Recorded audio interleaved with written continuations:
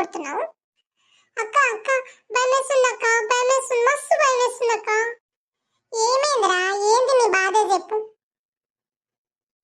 అదే అక్క, మొన్న చెప్పినాను కదా సంతలో ఒక పిల్ల కనిపించింది అని.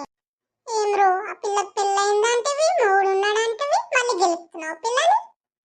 ఏ గది కాదక్క, ఊకు గట్లంటావు, నా బాధ అది కాదు. మరేమైందిరా నీకు?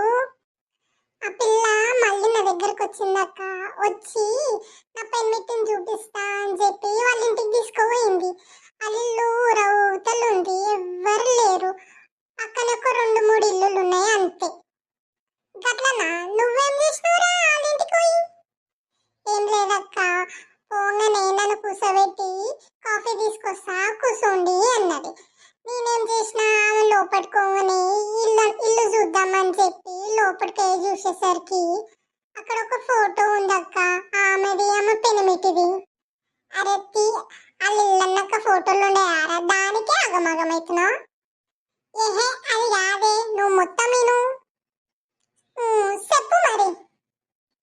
ఆ ఫోటోకి దండేసి ఉందక్క, వాళ్ళిద్దరూ ఎప్పుడూ చచ్చిపోయారు. అవునారా? మరి ఆ పిల్ల ఆవుపడ్డదంటివి? ఆవుపడ్డదక్క, అదే నేను పరేషాన్ అవుతున్నా పొద్దున్నుంచి. పక్కన ఎవరినైనా అడగకపోతేవి మరి. అదే చేసినక్క నేను కూడా మొత్తం చూసిన.